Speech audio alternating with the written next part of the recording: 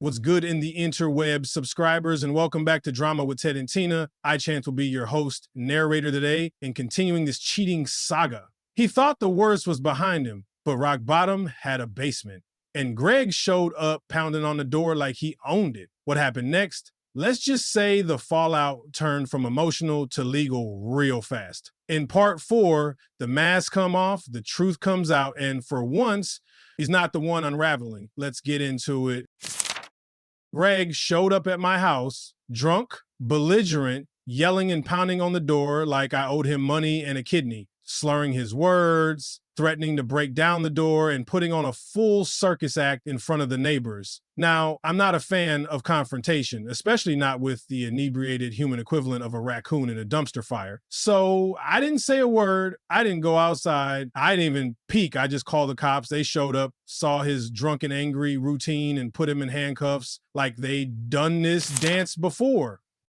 I explained to one of the officers how Greg had been harassing Katrina, blowing past every boundary like a toddler on a sugar rush. I also let them know he'd gotten violent with both me and Megan. The officer nodded and said he'd be booked for public intoxication and harassment. Since he'd already been warned in the past, they added a shiny new no contact order to his resume. Now, if he so much as breathed near Katrina or me, it's straight back to jail. The whole thing was caught on my security cam. Gotta say, it's going to look great in my evidence pile. I'm sending the footage, along with all the other smoking guns, to the group of friends who called me a piece of garbage. The silent kind of revenge, chef's kiss.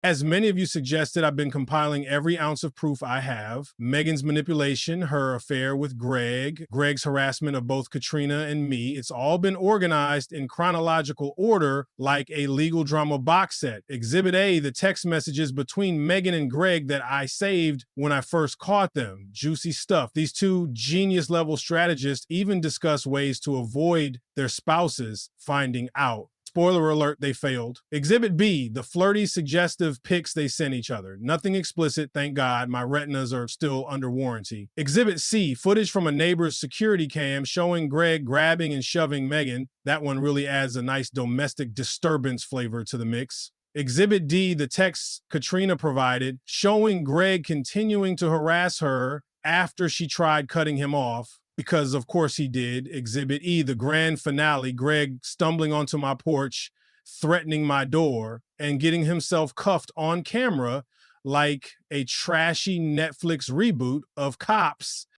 And finally, the crown jewel. Megan's confession, didn't expect to get it, honestly, but sometimes karma wears a GoPro. My two best friends, real ones, came up with the plan. Since Megan wouldn't meet with me directly, can't risk blowing her victim act, they faked cutting ties with me, told her I was violent. They said they believed her, and Megan, she bought it. All of it. They set up a night out with her and some mutual friends, the kind of social ambush where someone always ends up crying in the Uber. Megan drank a lot. Everyone did. And my friends started prodding, gently at first. Turns out one of the women in our group had been helping Megan cover up the affair, and Megan, tipsy and proud of her own dumpster fire decisions, bragged about it in front of everyone, including the woman's husband, who had no idea. It got awkward real fast. The guy stormed out. His wife chased after him. The rest of the group peeled off one by one. Only my two friends stayed, holding the line like dramatic reality show producers. They asked if she planned to start dating Greg publicly. Megan said nope, she was done with him. When they asked why, she casually dropped that Greg was physically abusive. Then came the kicker. When asked why she lied and said I had attacked her, she claimed Greg had been blackmailing her and she was scared. And like the cherry on top of this whole miserable Sunday, all of that recorded, every last messy, incriminating word. Apparently, she found out Greg got arrested from a neighbor who messaged her after hearing the chaos at my place. So I guess now she's backpedaling at the speed of light. Whether the blackmail thing is true, no clue. But if it is, I hope he's dumb enough to put it in writing.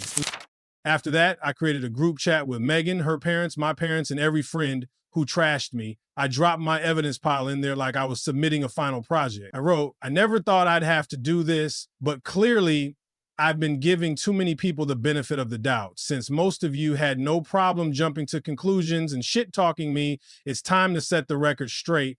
The attachments show everything, and most importantly, proof that I never laid a hand on Megan. Also, I discovered a video Greg and Megan made in our home, in our bed. Obviously, that won't be shared. Then I left the chat and blocked every single one of them. I'm not interested in hearing their apologies, excuses, or dramatic gasps. I didn't do this to win them back. I did it to clear my name and walk away. I did something incredibly stupid. I watched the sex video. Yep, that one. The very thing I said I wouldn't watch. The thing I knew would punch me in the soul. And like a moron with a self-destruct button in front of him, I hit play. I don't even know what I was hoping to accomplish. Closure, insight, a reason to chug more whiskey. Whatever the intent, all I got was brain damage and a front row seat to my own emotional implosion. Now, I'm here, alone. Just me, my thoughts, and the echoes of 4 minutes and 52 seconds of hell I can't unsee. I haven't been eating, barely sleeping, and yes, I've been drinking more than I should. I feel like an empty shell of myself, constantly wondering why Megan did this. People say it's about the cheater, not the one betrayed. But if I had been enough, would she have even looked at Greg? It messes with your head, thinking maybe you were the problem all along. And Greg? Seriously? He's a downgrade in every possible universe. Less successful, out of shape, and if he were a vegetable, he'd be a raw onion. Useless, bitter, and makes people cry. So what did she see in him? What made him worth detonating our marriage? When I watched the video, I thought maybe I'd get some clarity. Instead, I got a painful highlight reel of things Megan never even hinted at wanting to try with me. It was like watching a custom porn scene titled, "Here's What You'll Never Get." We had conversations about trying new things. I was honest. I shared fantasies. She shut it down, said she wasn't into any of it, and that was that. I respected it. I let it go, never pushed. But now I know it wasn't about her comfort zone. It was just me she didn't want to try those things with. And that realization, it gutted me in a way I didn't think was even possible. Watching that video felt like death by 1,000 paper cuts. Except instead of paper, it was all the trust and respect I ever had for her. And instead of cuts, it was her letting Greg do every single thing she told me she wasn't into. I want to scream. I want to smash something. I want to launch Greg into the sun using only my rage and possibly a bungee cord. I don't know how to get past this or what moving forward is supposed to look like. All I know is that I feel broken, humiliated, and completely erased from the version of her that existed in that video. To top it all off, I passed out from drinking and missed my first therapy session. Classic move. Very productive, 10 out of 10 mental health behavior. I came to this cottage to find peace, but so far, I've just been marinating in sadness and vodka.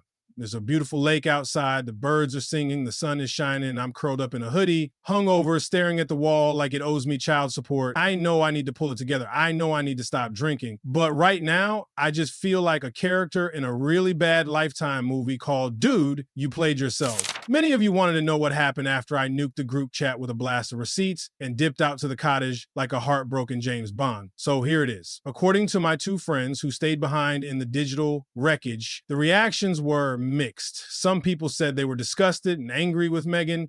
A few gave safe, bland responses like, "That's messed up." But the overwhelming majority, radio silence or "I'm staying out of it." Classic. My parents weren't thrilled either. They think I shouldn't have aired out our dirty laundry. Meanwhile, two of Megan's friends piped up to say she's super sorry and deserves a second chance, as if this was some minor misunderstanding involving a shared Netflix password and not a whole-ass sex scandal. After that whole thing, I hit my lowest point. Watching that sex video, big mistake. It pushed me to rock bottom. I spiraled, drank more than I should have, and just wrecked myself emotionally. But reading your comments about how the drinking was making things worse really hit me. I decided to go dry the next day. No booze, just pain and vibes. I thought, okay, I've reached the worst of it. It can't get worse. And then plot twist, it did.